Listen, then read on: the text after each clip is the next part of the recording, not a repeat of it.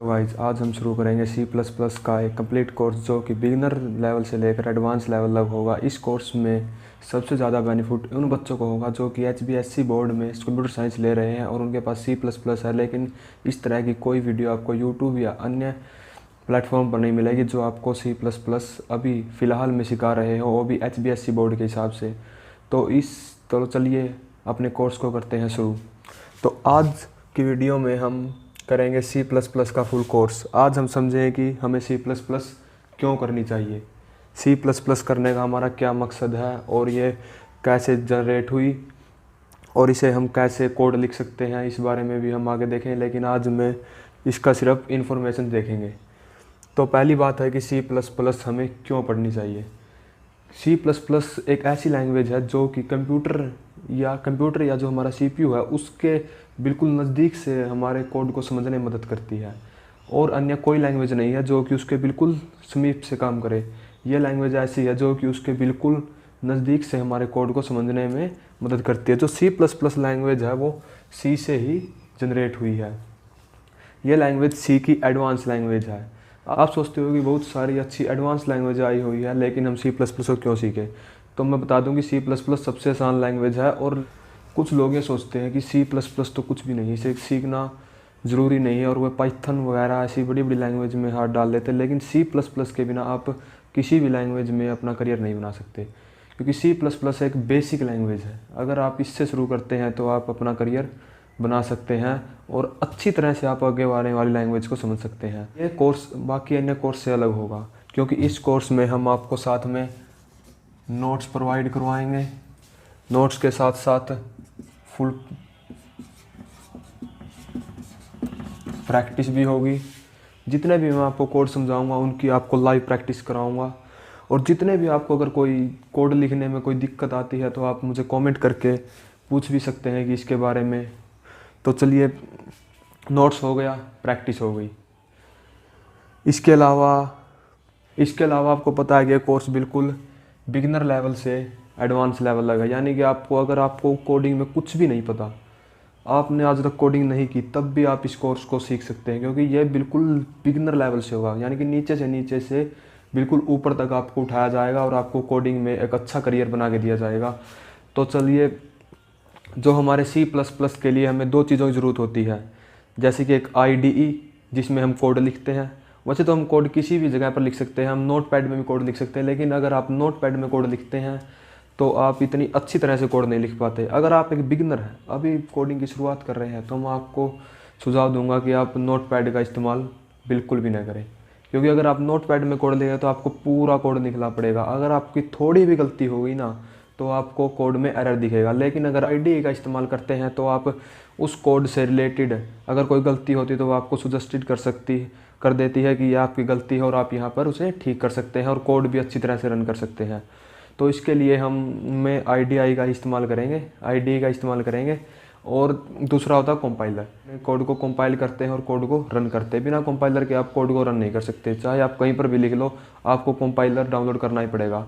तो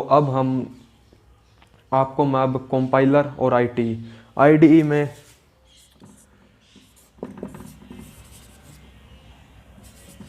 VS code नाम की एक IDE है जिसे मैं आप सभी को सजेस्ट करूंगा, क्योंकि VS कोड, थोड़ी गलती होगी, सॉरी, VS कोड की नाम की एक IDE है जिसे मैं आपको सजेस्ट करूंगा, क्योंकि VS कोड एक ऐसी IDE है जो कि बिगनर भी इसे अच्छी तरह समझ सकता, ना तो इतनी कॉम्प्लिकेटिव है, बिल्कुल सिंपल है और अच्छी तरह से आप उसे यूज कर सकते हैं। और इसी के साथ आपको एक कंपाइलर भी डाउनलोड करना पड़ेगा जिसका नाम है MinGW।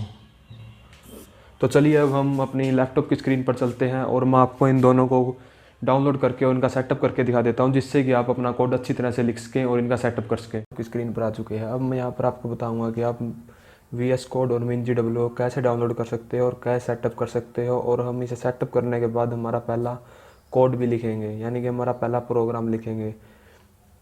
तो चलिए, आप यहाँ पर सर्च कर लेते हैं VS कोड।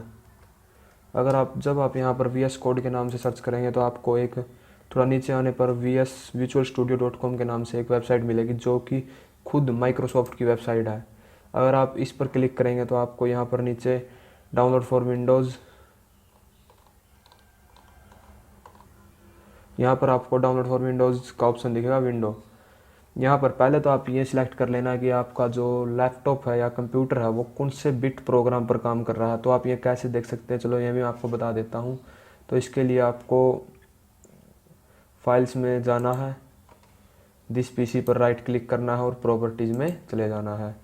तो यहाँ पर देख सकते हैं कि मेरा जो सिस्टम है, कंप्यूटर का सिस्टम है, वो 64 बिट ऑपरेटिंग सिस्टम पर काम कर रहा है। अगर आपका 32 पर है तो आप यहाँ चेक कर सकते हैं और उसके हिसाब से इसे इंस्टॉल कर सकते हैं।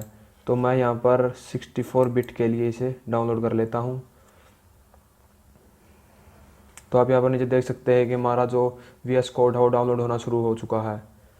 तो हम इसे डाउनलोड होने देते हैं। तब तक चैनल को सब्सक्राइब कर ले और बेल आइकन के बटन को दबाएं ताकि आने वाली वीडियो की नोटिफिकेशन सबसे पहले आपको मिले। जितनी भी हमारी अब C++ पर वीडियो आएगी उसकी एक मैं प्लेलिस्ट बना दूंगा जिसको आप एक्सेस कर लेना, जहाँ से आपको वीडियो को ढूंढने में आसानी होगी। हमारा विजुअल स्टूडियो कोड डाउनलोड हो चुका था। अब हम यहाँ पर फाइल्स में जाके उसे इंस्टॉल कर लेते हैं। तो मैं यहाँ पर चलता हूँ डाउनलोड्स में और यहाँ पर आप देख सकते हैं कि ये आ चुका है हमारा विजुअल स्टूडियो कोड 64 बिट के लिए। अगर आपका सिस्टम 32 बिट का तो आप 32 बिट के लिए ही करना।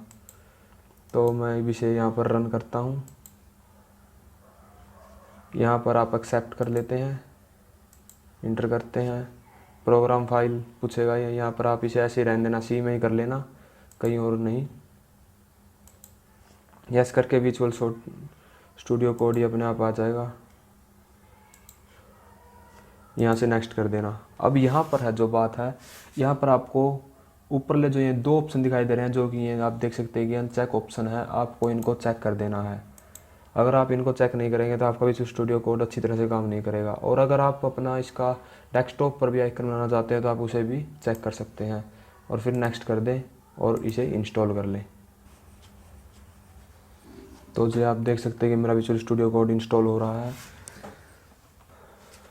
इसे इंस्टॉल होने के बाद हम फिर MinGW को इंस्टॉल करेंगे। MinGW कंपाइलर है जिसके द्वारा हम अपने कोड को कंपाइल करेंगे और कोड को रन करेंगे। तो ये हमारा विजुअल स्टूडियो कोड है, ये डाउनलोड हो चुका है। अब हम करेंगे MinGW को इंस्टॉल। तो MinGW को इंस्टॉल करने के लिए आपको यहाँ पर क्लिक करना है और लिखना है MinGW इंस्टॉल। तो यह आ गया, यहाँ पर आपको क्लिक करना है और आपको यहाँ से नीचे चले जाना है। ग्रीक फॉरेस्ट ORG नाम की आपको वेबसाइट मिलेगी, यहाँ पर क्लिक करना है। यहाँ से आपको MinGW नीचे जाना है और यहाँ पर आपको एक ऑप्शन मिलेगा MinGW के नाम से। आप देख सकते हैं कि इसके ऊपर हमारा ये ऑप्शन है MinGW के नाम से, हमें इसे चेक कर देना, उसे क्लिक कर देना। यहाँ पर क्लिक करते ही आप पहुँच जाओगे सोर्स फॉरेस्ट नेट नाम की वेबसाइट पे, जहाँ से आप MinGW को डाउनलोड कर सकते हो। तो आप यहाँ से इसे डाउनलोड कर लेना और इसे इंस्टॉल कर लेना, क्योंकि ये मेरे कंप्यूटर में पहले ही इंस्टॉल है तो इसलिए आप यहाँ से कर लेना। मैं आपको इसका सेटअप करके दिखा देता हूँ कि आपको इसका सेटअप कैसे करना है। तो ये आप देख सकते हैं यहाँ पर ये मेरा MinGW इंस्टॉल है। तो पहले हम कमांड प्रमोट को खोल लेते हैं। उसके बाद हम यहाँ पर लिखते हैं G++। अगर आप ये लिखेंगे G++ कमांड प्रमोट को खोलने के बाद और इंटर करेंगे तो आपको ये एक एरर दिखाएगा कि G++ is not recognised and as an internal and external command, यानी कि अभी तक कमांड में नहीं है, कि हम इसे अभी कमांड नहीं दे सकते कि ये G++ को खोलें। तो हम इसके लिए क्या करना पड़ेगा, तो चलिए देखते हैं। इसके लिए हम चलते हैं दिस पीसी में और C ड्राइव को खोलते हैं जहाँ पर हमने MinGW को इंस्टॉल किया हुआ है। ये MinGW होगा। MinGW में आने के बाद हम बिन खोलते हैं। बिन खोलने के बाद आपको यहाँ पर एक G++ नाम से एक फ़ाइल मिलेगी। तो हम ये हमारा ऊपर जो कोड है तो इसे हम कॉपी कर लेंगे और कॉपी करने के बाद हम जो ये दिस पीसी, इस पर राइट क्लिक करेंगे, प्रॉपर्टीज़ में जाएंगे। प्रॉपर्टीज़ में जाने के बाद एडवांस सिस्टम सेटिंग्स में जाएंगे। आप इसे ध्यान से सुन लेंगे मैं क्या क्या कह रहा हूँ। अगर आप इसे अच्छी तरह से नहीं कर पाए तो आपका MinGW और VS कोड दोनों ही नहीं चलेंगे। तो आप यहाँ पर देख लेंगे, हम एडवांस सेटिंग्स में जाएंगे। एडवांस सेटिंग्स में जाने के बाद इन्वायरमेंट वेरिएबल्स में जाएंगे, जो यहाँ आपको दिख रहा है इन्वायरमेंट वेरिएबल्स, इसके ऊपर क्लिक करेंगे और हम यहाँ पर पाथ में जाएंगे और एडिट करेंगे। जो हमने वो कोड कॉपी किया था उसे हम यहाँ पर डालेंगे। तो मैं उसे यहाँ पर पेस्ट कर देता हूँ। ये देख लीजिए कि मैंने यहाँ पर उस कोड को पेस्ट कर दिया है। आप भी यहाँ पर अपना कोड पेस्ट कर देना और ओके कर देना, और यहाँ पर भी ओके, और फिर ओके कर देना। अब इसे आप कैंसिल कर देना। अब आप एक काम और करना, आपको जो कमांड प्रमोट है उसे, या आपकी जो विंडो पावर सेल है उसे आपको रिफ़्रेश करना। तो इसके लिए आप क्या करेंगे, इसे यहाँ से कट करेंगे और दोबारा इसे ऑन करेंगे, और अब आप यहाँ पर लिखेंगे G++ और इंटर मारेंगे। तो आप यहाँ पर देख सकते हैं कि जो हमारा ये है जो G+ वो चल चुका है, लेकिन यहाँ पर एक एरर है कि यहाँ पर कोई भी फाइल नहीं है, इस बात का एरर है। तो अब इसे भी हम देखेंगे VS कोड में। तो अब हम VS कोड में चलते हैं। तो आप यहाँ पर देख सकते हैं कि मैंने C++ कोर्स के नाम से एक फ़ोल्डर बना लिया था। अब मैं यहाँ पर MinGW खोलता हूँ। इसके लिए अब मैं यहाँ पर MinGW खोलता हूँ। इसके लिए आप अपने माउस से राइट क्लिक करेंगे और ओपन विद कोड में जाएंगे। तो आप यहाँ पर विजुअल स्टूडियो कोड में पहुँच जाएंगे। यहाँ पर जाने के बाद मैं आपको 2-4 ऑप्शन बता देता हूँ जिसके द्वारा आप अपना कोड चलाएंगे। तो ये कोड लोड हो रहा है। तो अब हम ये अपना ही हुआ, तो इसे हम गेट स्टार्टेड को डिलीट कर देते हैं। और अब आपको इन ऑप्शन, ये भी ऑप्शन आपके काम के, लेकिन अब इनके बारे में अभी नहीं समझेंगे। अभी हम आपको सिर्फ एक नीचे वाले एक्सटेंशंस के ऑप्शन के बारे में बताता हूँ। आपको एक्सटेंशंस में जाना है और यहाँ पर जो C++ की जो ये एक्सटेंशन है ये इंस्टॉल करनी है। क्योंकि मेरा ये पहले से ही इंस्टॉल था, तो इसलिए मेरे इसमें पहले से ही इंस्टॉल है ये। तो आपको ये एक्सटेंशन इंस्टॉल करनी है, और एक जो ये है आपको कोड रनर, एक ये एक्सटेंशन इंस्टॉल करनी है। अब हम चलते हैं और यहाँ पर हम एक नई फाइल क्रिएट करते हैं। तो मैं यहाँ पर बनाता हूँ tut5.cpp के नाम से मैं एक फ़ाइल क्रिएट करता हूँ, जो कि ये C++ फाइल है। C++ file. अब हम यहाँ पर कोड लिखते हैं। कोड लिखने के लिए तो मैं आपको एक चीज़ और बता देता हूँ, अगर आपको कई बार यहाँ पर जूम और जूम आउट करना पड़ता है, तो आप इसके लिए अपने माउस व्हील को यूज़ करेंगे। तो इसके लिए आपको एक सेटिंग को ऑन करना पड़ेगा। तो हम चलते हैं अपने सेटिंग वाले ऑप्शन में, और यहाँ पर आपको सर्च करना है जूम, GWM। तो यहाँ पर आपको दिख रहा होगा ऑप्शन माउस व्हील जूम। इसको आपको चेक कर लेना है, जिससे कि आप अपने माउस व्हील से जूम कर पाएंगे। तो चलिए हम बनाते हैं अपनी पहली C++ का अपना पहला प्रोग्राम लिखते हैं। तो इसके लिए हम चलते हैं TUT-CAP5 में, और मैं इसे थोड़ा जूम कर लेता हूँ ताकि आपको अच्छी तरह से दिखाई दे। तो अब हम यहाँ पर लिखते हैं हैज़ इंक्लूड। तो देख सकते हैं कि आप IT का ये फ़ायदा, इसने मैंने सिर्फ इंक लिखा, INC लिखा, तो इसने इंक्लूड को पूरा कर दिया। तो आगे हम लिखते हैं IO स्ट्रीम। आप सोच रहे हैं कि ये क्या लिख रहा है, स्ट्रीम हैज़ इंक्लूड। अभी आपको इसे समझने की कोई ज़रूरत नहीं है, हम इसके बारे में भी आगे देखेंगे।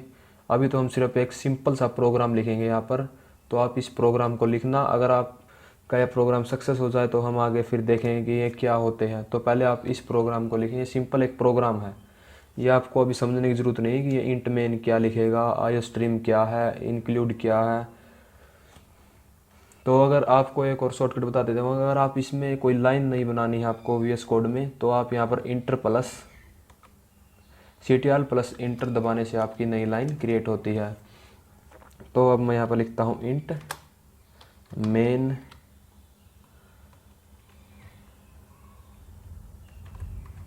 शिफ्ट दबा के ये कर लेता हूँ, इंट मेन शिफ्ट दबा के लिख देता हूँ। मैंने यहाँ पर लिख दिया इंट मेन। अब मैं यहाँ पर लिखता हूँ करली ब्रशेज, और यहाँ पर करता हूँ इंटर। तो हम और एक बार और करता हूँ इंटर, और यहाँ पर लिखता हूँ रिटर्न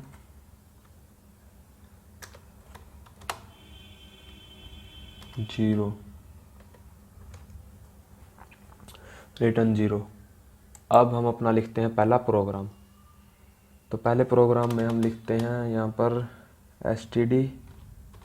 तो आप ये मत सोचिए ये क्या लिख रहा है, तो आपको अभी ये समझने की कोई ज़रूरत नहीं है, बाद में हम इसके बारे में बिल्कुल देखेंगे और आप समझ पाएंगे कि ये क्या चीज़ है। तो हम यहाँ पर लिखते हैं std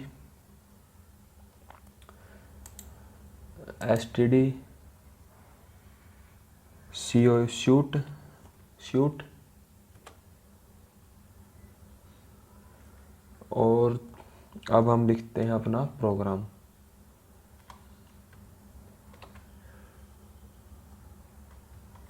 शूट और इसके बाद ये 2 एरो और अब लिखेंगे हम अपना प्रोग्राम। तो मैं आपको यहाँ पर हेलो वर्ल्ड प्रिंट करके दिखा देता हूँ। मैं इसको इंस्ट्रक्शन देता हूँ कि ये हेलो वर्ल्ड को प्रिंट करे।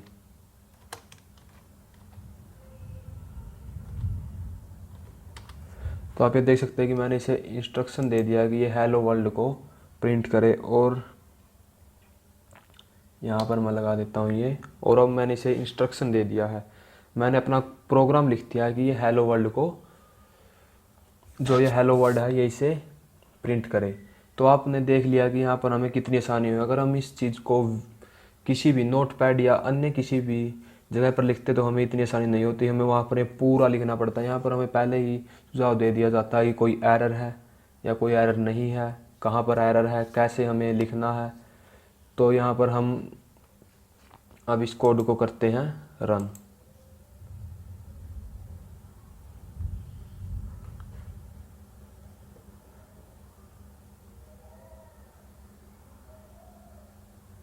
तो आप देख सकते हैं कि मैंने कोड को रन किया और यहाँ पर लिखा गया हेलो वर्ल्ड। ये देख रहे हैं कि आप, ये लिख रहा है हेलो वर्ल्ड।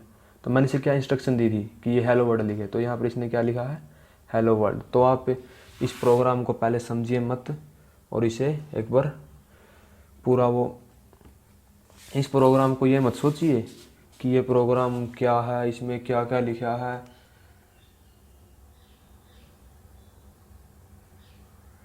इसमें क्या क्या लिखा गया है,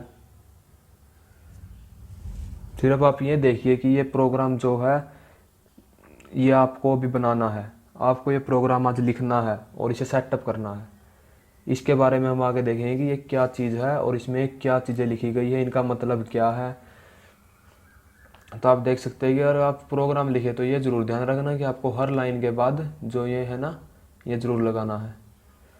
तो मैं आपको एक बार दोबारा से कोड रन करके दिखा देता हूँ, क्योंकि आपके MinGW में अच्छी तरह से रन नहीं होगा। इस प्रकार से आप देख सकते हैं कि मैंने जब कोड को रन किया तो मेरी यहाँ पर TUT5EXE बन के आ गई, यानी कि मेरी EXE फाइल बन चुकी है और मेरा कोड रन हो चुका है। तो आपको भी, आप यहाँ से भी कोड रन कर सकते हैं, और अगर आप चाहे तो आप यहाँ पर लिख सकते हैं कोड रन करने के लिए G++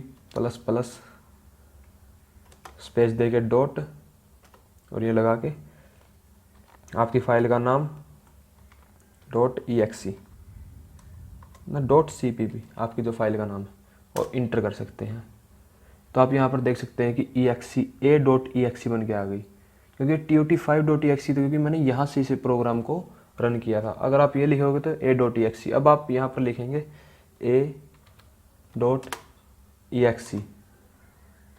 A.exe ये आप A डॉट लिख के कल्ला A.exe लिखेंगे, A लिख के कल्ला टैब को दबा सकते हैं, जिससे कि आपका ये पूरा हो जाएगा, और इसे इंटर कर सकते हैं। और आप देख सकते हैं यहाँ पर भी हेलो वर्ल्ड लिख के प्रिंट होकर आ चुका है। तो आप कैसे भी आपका ये प्रोग्राम रन कर सकते हैं। अगर आप शुरुआत कर रहे हैं तो आप एक बार ऐसे ही इसे रन करके देखें, जैसे मैंने किया ये G++ TUT5CAP लिख के, और आप वैसे भी कर सकते हैं। तो आपको ये वीडियो कैसी लगी, वीडियो के डिस्क्रिप्शन में ज़रूर बताना। और अगर आपने अभी तक हमारे चैनल को सब्सक्राइब नहीं किया है तो इसे सब्सक्राइब कर ले, क्योंकि आने वाले वीडियो में हम आपको C++ का पूरा कोर्स करवाएंगे, जो आपको +2 क्लास में भी काम आएगा और आगे भी काम आएगा, यानी कि बिल्कुल एडवांस लेवल तक। और आगे हम C++ के अलावा HTML, जावास्क्रिप्ट, हर प्रकार के कोर्स के लिए वीडियो लाते रहेंगे। तो मिलते हैं अगली वीडियो में। जय हिंद।